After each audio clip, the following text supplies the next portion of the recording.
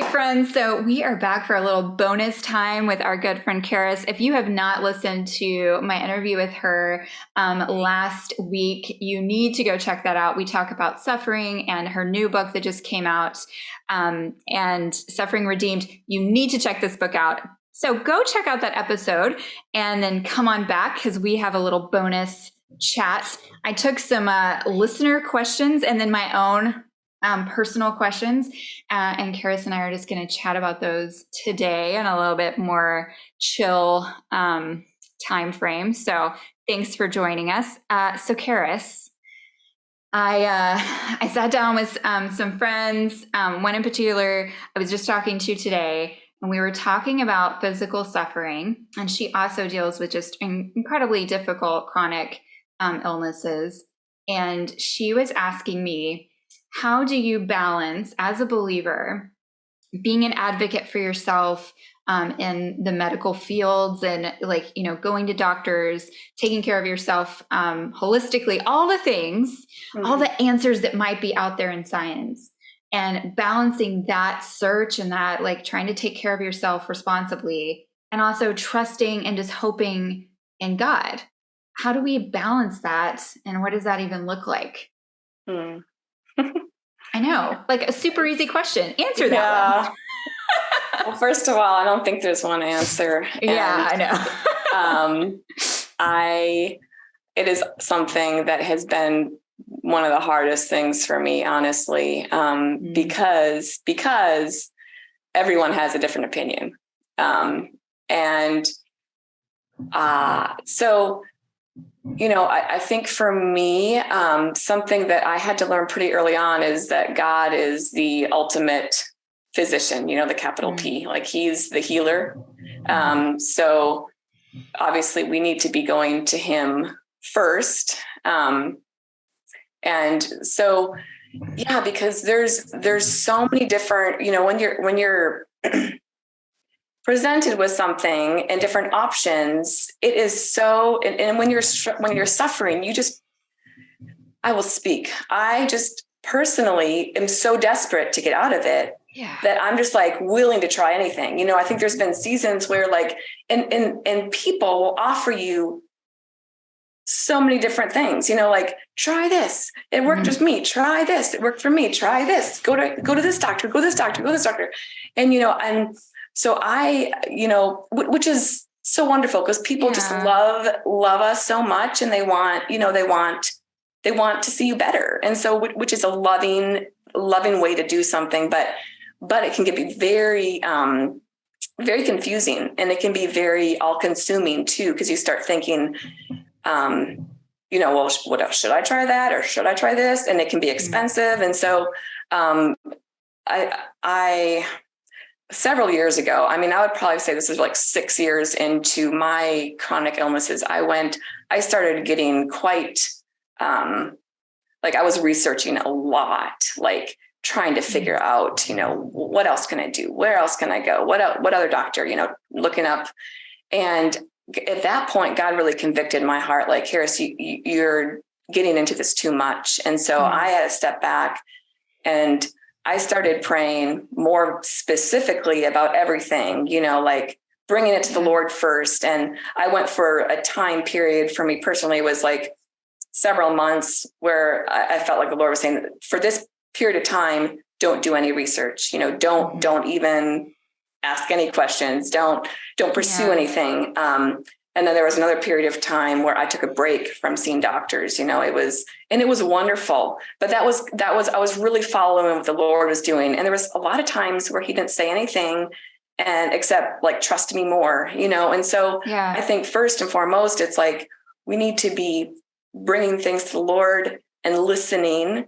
And, I think of the verse, I'm trying to remember, it's, in Psalms where it says, commit your way to the Lord, trust in him, and he will act. I think it's Psalm 37, so trust, we commit, we trust, and then he'll do it, and not the flip flopping back and forth, so that's one thing. Did you have something to say about that? No, that's really, really good. And I think the one thing there is just, one of the encouragements and answers, I think, is that it is gray. Like, this is one of the areas where we have a personal interaction with Jesus here, where, what's good for you may not be good for me. Like, if you're in a season where you can, research and do great, and I'm over here, having severe anxiety and doing it, then, so I think it's really important to recognize and to see that there is not an instruction manual where it says this is how much you should do and how, So, and to, I think too, to reckon, like, just like you were saying, because I think there's times, where I, heard people, like, testimonies of people, well, God, I stopped taking the medication and then I was healed, and so for that person, God spoke to them and that's how God worked, but it doesn't mean he's going to work the same way with you, and some people are healed through doctors and surgeries, like God uses that. So yeah, I think it's there's temptation to take like the all or nothing route, or to feel condemnation or guilt because, like, oh, my faith isn't enough, and I struggled with that so long. Like, and a lot of people told me that, you don't have enough faith. And I'm like, yeah, I don't probably, but I do believe that God can heal. I really believe he can. So, it's just, yes. I mean, we don't need a lot of faith. Jesus makes that very clear. Yeah. So it's, I don't think it's a matter of that, but God just is so after our hearts, it's not that something else. Is just, he's more concerned about our hearts than our bodies. I mean, he loves our bodies and he made our bodies, but what's going on in our hearts and our minds and relationship with him is more important than, because our bodies are going to pass away and we're going to get new ones. So yeah, that you're right. Absolutely. We'll always go back to, this is just a temporary vessel. That's right. It's true. Yeah. Well, I think that's really encouraging. I hope that helps our friends. So the other thing that I wanted to cover is no one wants to talk about it, is the way that prosperity doctrine has just like trickled in and like sunk in even into me, where I was like, I will never believe such crazy wackadoodle stuff. And yet it just like, it gets in us. It's like the lie that seeps in where we think, I must be doing something wrong for me to be suffering like this, because obviously God wants me to just have it all together and have everything I could ever want and be perfectly healthy all the time. So I felt like you probably had some good stuff to say about that. Yeah, it's definitely something. Oh man. Oh, I think about how many hours I say wasted, but I know God will redeem it. But yeah, I think I've struggled a lot with just feeling just a lot of guilt, and again, well-meaning people, offering the suggestion that I may have unconfessed sin in my life, which I will say I don't resent, because I think when we're going through hardship or struggle, it really is a catalyst for us to look quite deeply in ourselves, and which is I probably do have unconfessed. Exactly. And so maybe that's not the reason. I mean, yes, there are consequences to our sin, and but there's never punishment, right? Jesus took all the punishment on the cross. God never punishes us. So, but the catalyst to be able to look really deep into and say, God, yes, what is in me? And just the humility that suffering brings, that sickness for me, like it really humbles you and causes a deep repentance and just vulnerability that really is beautiful. Like, that's another part I wrote in my book, is about repentance, because it is such like it's such a horrible thing that it's become like a bad word, like, oh, you need to repent, but it's like we're turning towards God and it's restoring our relationship with him. And so I love repentance. I think it's such a gift. And so, I'm sorry. No, go ahead. I didn't mean it. I was not interrupting you. I was Okay. I was amening you from there.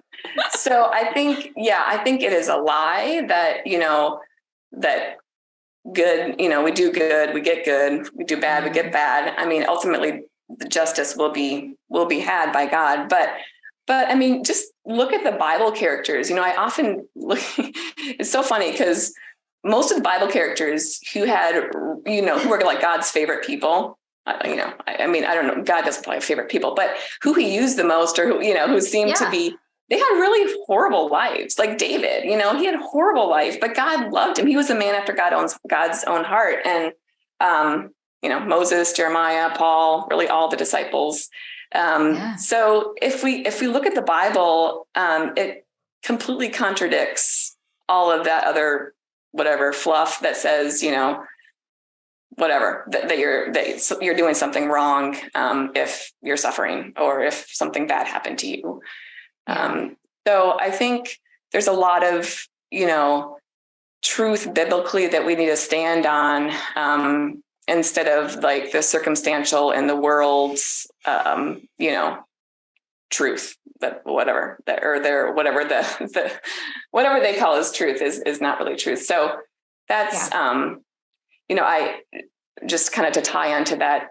I've really enjoyed, and I also share this in my book, but I love reading like bibliographies or autobiographies of saints, especially, I mean, there's some modern, but like, the last 200 years, because I feel like that our view of suffering has really changed a lot. People used to, like Christians used to take suffering quite a bit better, I would say, because now it's like we're trying to do everything we can to get out of it and think we don't deserve it, whereas there's a lot of people, a lot of books that I've read from people who've gone through really horrible things, and yet the focus is really on God and like kind of like they're just surrendering their lives, like Elisabeth Elliot, for an example, just she's like, so I just there's so much we can learn in history too, I think. Yes. Oh, I'm so glad you brought that up, man. By the way, have you ever listened to her talks? Like, yes. Oh my goodness. She's so harsh. She's always like, get it together. Like, stop being a baby. And like, I love it so much. Like, I'm always like laugh out loud, but no one talks like that anymore. Like, she has no sympathy for whatever suffering you're going through in life. Like, but we need that. And I, as you were talking, I was thinking about like the Moravians. I think that's right. The Moravians would literally go off to the mission field and pack all their stuff in their coffin. Like, they would take their coffin with them because they were like, yeah, we're going to like die out there. We do not have that attitude anymore. No. So yeah, it's embarrassing, and it makes me we're going to have to face all these people one day, these saints. And so we got to get our acts together. It's going to be real embarrassing when Abigail gets there, because I have definitely complained about a lot of very pointless things. So I'm glad you brought that up. Friends, if you were not out there but you can listen to Elisabeth Elliot. She has there's a podcast that has all of her talks.